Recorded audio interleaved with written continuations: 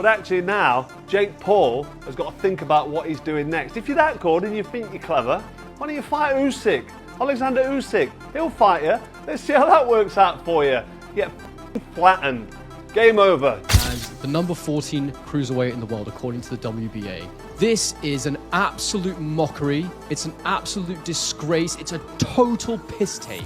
Able to fight voluntarily to defend their championship against Jake Paul. Which, if I'm being honest, that's kind of crazy, bro. Isn't that crazy? Right? You're telling me you fought somebody that's not a natural cruiserweight, right? The boxing world has erupted in outrage after the WBA's stunning move to place Jake Paul among the top 15 ranked cruiserweights. Fighters, trainers, and lifelong fans are calling it a blatant insult to athletes who've poured years, if not decades, into climbing the ranks through sweat, grit, and brutal wars inside the ring.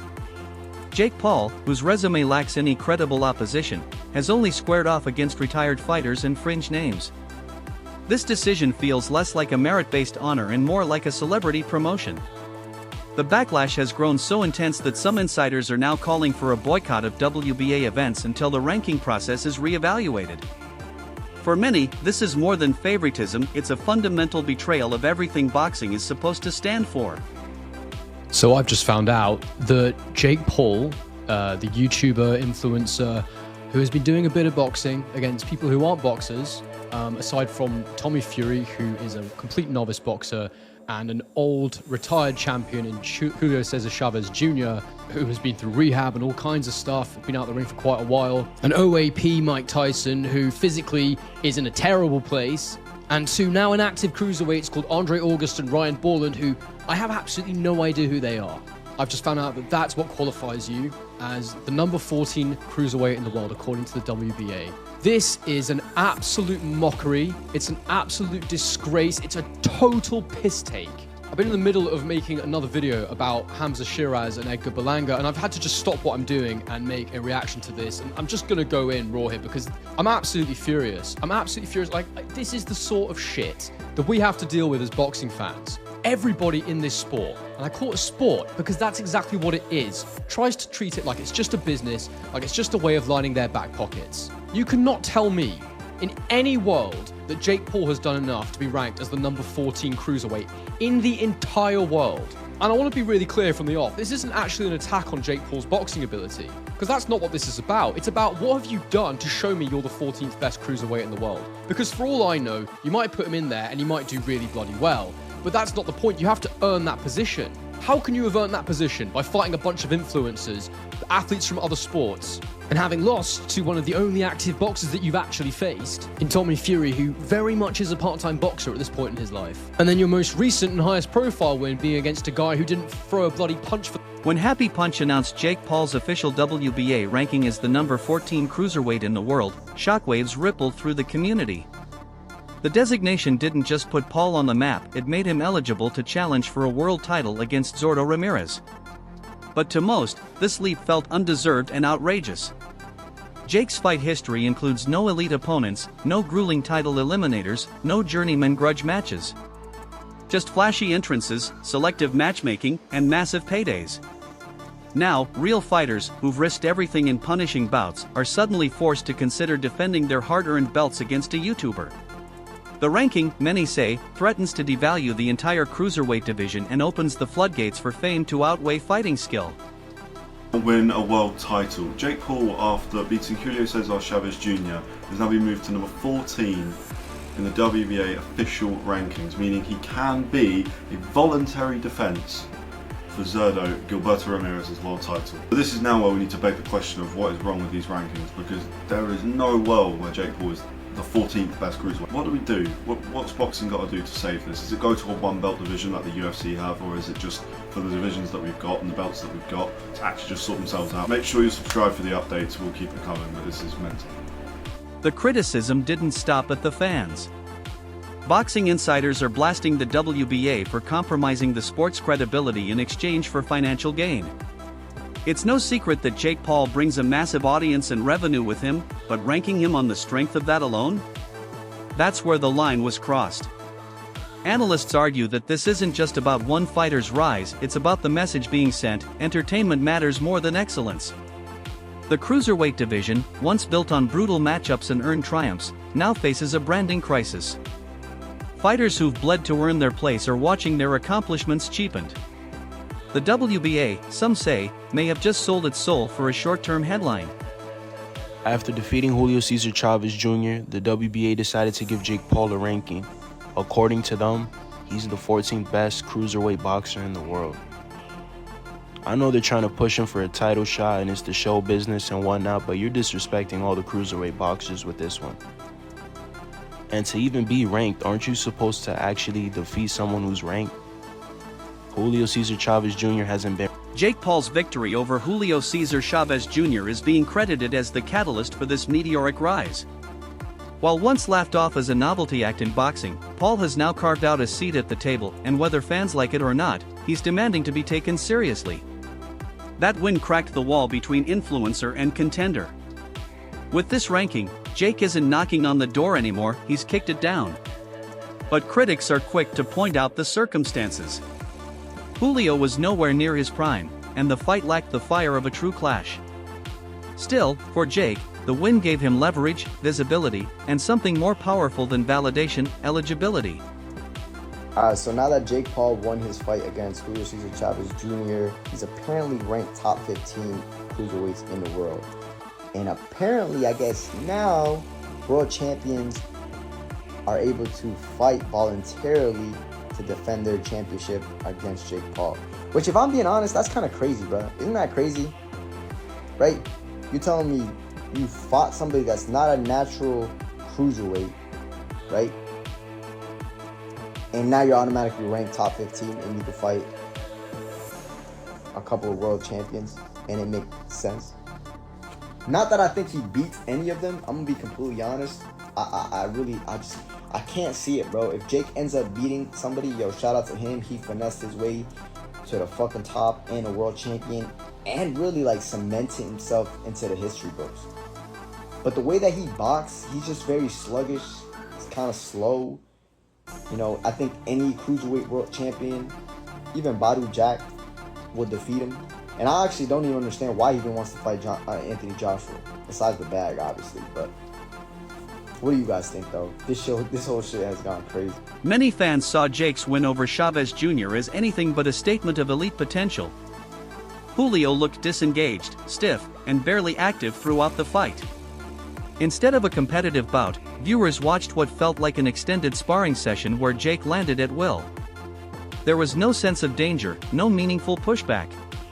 Critics argue that beating a former star who showed up as a shell of his former self shouldn't be the passport to world rankings. To celebrate that performance, they say, is to reward illusion over effort, and that flies in the face of what boxing is supposed to represent. He did not throw barely any punches for the first half of the fight. More than half. First 8 rounds, you might say. Yeah, and a little life at the end, but too late, when he knew the fight was winding down on time. I say this, that it was hard for me to gauge the performance of Jake Paul. It's essentially a sparring session, and I'm trying to see, is he continuing, is he developing, is he getting better? And off of this fight, it was hard to gauge when you find a puncher bag, but then towards the end of the fight, I thought he was exposed. The stamina started to dip, the defense wasn't tight, there was some technical flaws, you could find them, you could hit them. In the end, he gets a decision, he gets another win, keeps his show moving on. What'd you make of this fight? What'd you think of Jake Paul and his performance overall? Making no excuses for Jake Paul. Give him credit for what he's done with his career, with his promotion, with his business, with his dream. Give him credit. Give the guy credit. God almighty, he takes risks. Those familiar with Julio Cesar Chavez Jr.'s career know that inconsistency and unmet potential were his trademarks. His reputation was already bruised before stepping into the ring with Jake Paul. Struggles with training discipline, motivation, and even rehab were well documented. So, when Jake's team chose him as an opponent, many saw it as a calculated move, a strategic grab at credibility without real danger. To Jake's critics, this wasn't matchmaking, it was gaming the system. By choosing names over threats, Jake has found a shortcut to relevance. And that shortcut is now threatening to distort how legitimacy in the sport is earned. As Junior One guy performed, one guy did what he was supposed to do, brought the fight in, and one guy just did it. And if I'm talking about Jake Paul and a former world champion, you'd think that what I'm about to say favors the former world champion. And then you realize I'm talking about Chavez Jr., and then you say, no, well, okay, we have to flip those because Chavez Jr. is known for disappointing on the biggest stage, and that's what happened again here. I cannot tell you how disappointed I am in watching Chavez Jr. over the first 1, 2, 3, 4, 5 rounds throw a total of 36 punches. I didn't say land. That's not what I said. I said throw. Chavez Jr. threw 36 punches over 5 rounds. And out of the 36 he threw, he landed 8. 8 punches through 5 rounds. 15 through 6. 20 through 7. He landed 20 punches through 7. Rayo Valenzuela's praise for Jake's performance did lend a sliver of legitimacy in some eyes. As a fellow fighter, his words held weight. But even Rayo's approval came wrapped in doubt. Was it an honest endorsement of skill? Or simply respectful sportsmanship in a highly politicized moment? Most observers weren't convinced. They questioned whether one win against a clearly diminished Chavez Jr. was enough to justify jumping into the top 15, especially when dozens of hungry, talented boxers are still clawing their way up the rankings the hard way. Jake's path feels smoother, but it's littered with doubt. I missed you, just I want to get your reaction to the fight. Oh, great fight. Julio's back after all he's been through, so, I tip my hat off to him. It's not easy, especially through, what life throws at you sometimes, but, it was a good fight. What'd you make of how Jake Paul looked and fought? He's doing his thing. Jake Paul's looking good. Shout out to him. Yeah. Do you think he's ready to fight maybe a top 15, top 20? Sure, yeah. So I guess where does Junior go from here in your opinion?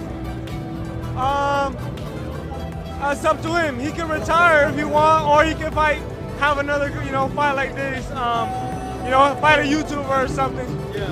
And in terms of you, Rayo, when can we see you back in the ring? I'll be back in the fall, hopefully. The fall? Yeah. Do you have an opponent in mind? Nothing set in stone. All right. Hey, just want to get your thoughts. The rematch between Lamont and Roach, how do you see it? Between Tank and Roach. That's a good fight. 50-50 fight, like the first fight. I'm going to go, I don't know, whoever. Finally, Canelo and Crawford. Break it down. That's a good fight, man. That's a good fight. It's hard to count Crawford out, man, because he's just a dog. And if anybody's going to do it, it's going to be Crawford or Benavidez, So, Crawford, I don't know. I'm 50-50. All right, Rayo, thank you. Thank you. In true Jake Paul fashion, his response to criticism was to aim even higher.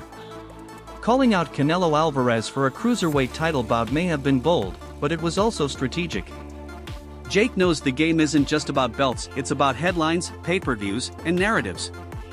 He's betting that the size of the purse might be enough to lure even the most elite names into the ring.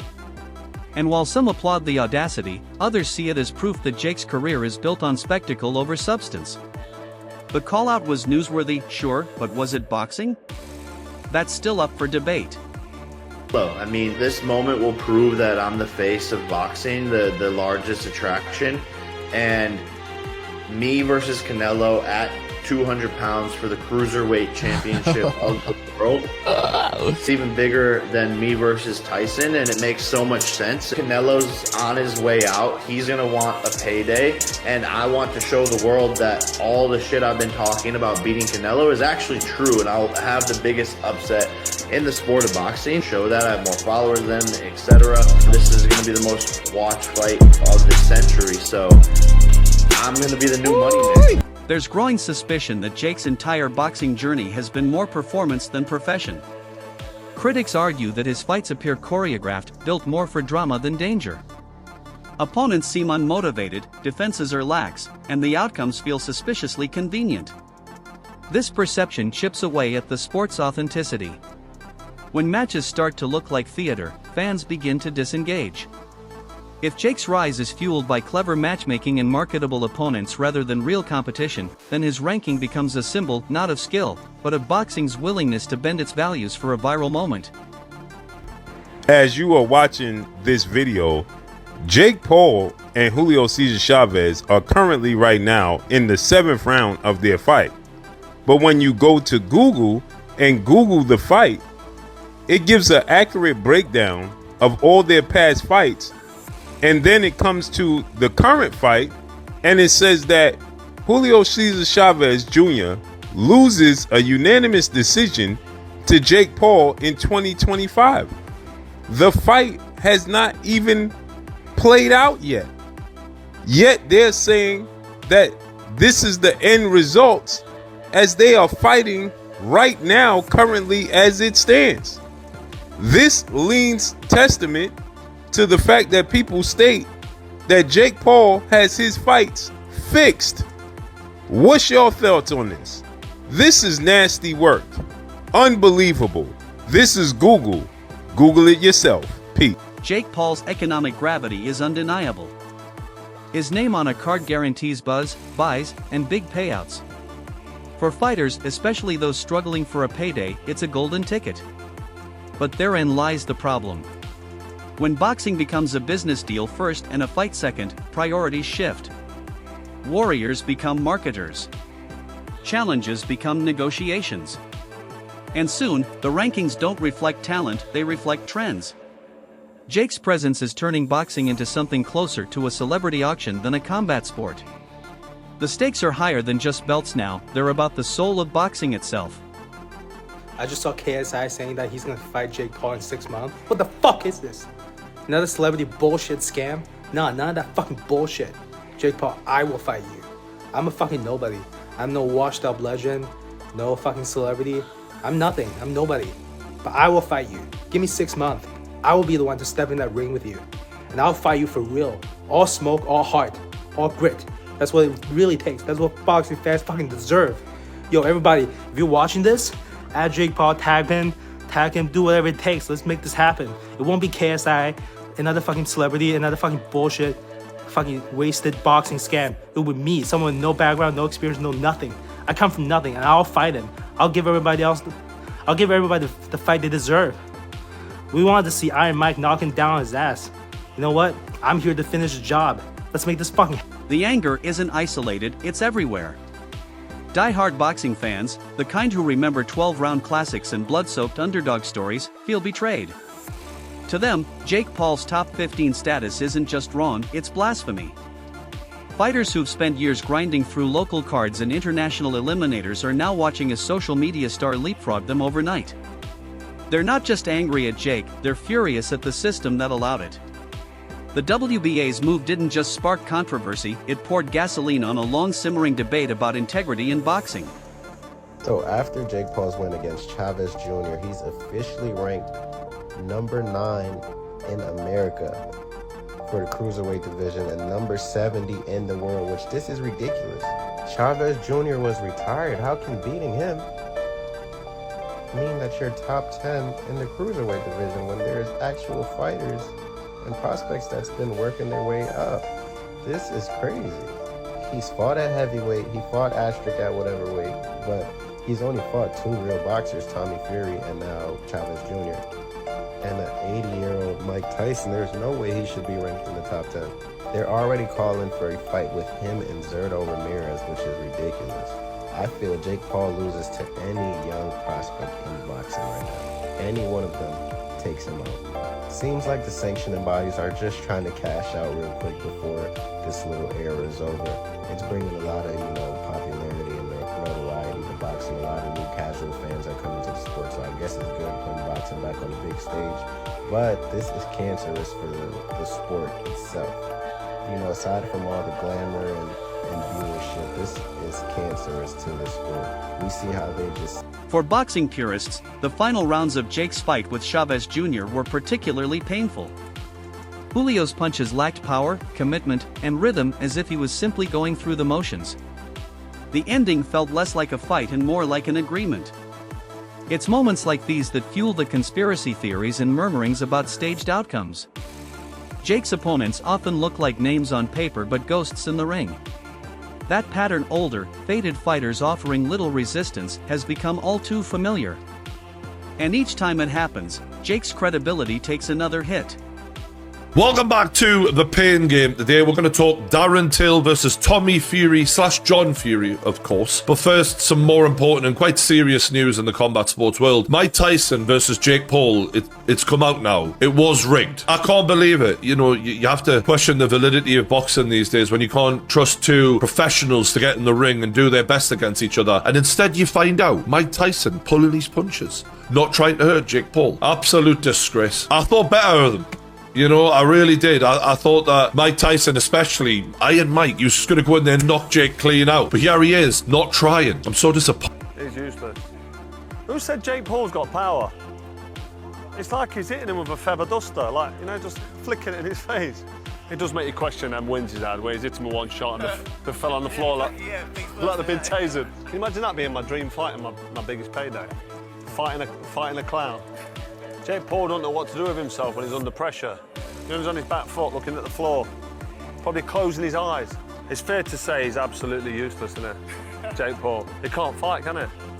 I reckon looking at that, how many rounds do you think I need to beat Jake Paul? Seriously, 2 rounds or a round? 1 round. Is that the end of Jake Paul now or what? He's absolutely useless. That wraps up today's coverage, but make no mistake, this controversy isn't over. The WBA's decision has opened a Pandora's box, and the ripple effects are just beginning. Stay tuned, this debate is far from finished. Don't forget to like, share, and subscribe to our channel. For more exciting videos, make sure to hit the bell icon and stay updated. Subscribe to Boxing Hub now for all the latest in boxing.